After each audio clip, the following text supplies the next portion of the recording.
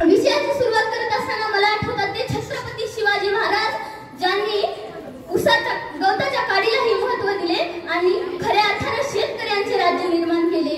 विषयाची सुरुवात करत असताना मला आठवतात ते महात्मा ज्योतिराव फुले ज्यांनी या आधीच इंग्लंडच्या राणीच्या दरबारात सांगून ठेवलं होतं, माझ्या शेतकरी बळीराजाच्या समस्या जाणून घ्या। विषयाची सुरुवात करत असताना मला आठवत होतो यूपी मधला शेतकरी ज्याच्या वाटेला कर्जमाफीमध्ये फक्त 93 रुपये 9 पैसे इतकी कर्जमाफी आली।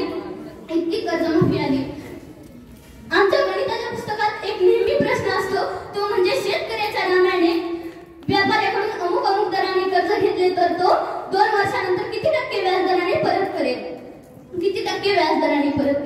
परंतु महोदय असा आम्हाला कधीच प्रश्न नसतो जो की व्यापाऱ्याने शेतकऱ्याच्या नाम्याकडून कर्ज घेतले तर तो 2 वर्षानंतर किती टक्के व्याजदराने परत करेल। शेतकऱ्याच्या पोरानं जाता एवढंच सांगेन, शेतकऱ्याच्या पोरानं वावर आहे तर पावर आहे असं म्हणत हिंडत बसण्यापेक्षा आपल्याकडे असलेल्या शेतामध्ये पावर कशी निर्माण करता येईल याचा विचार केला पाहिजे।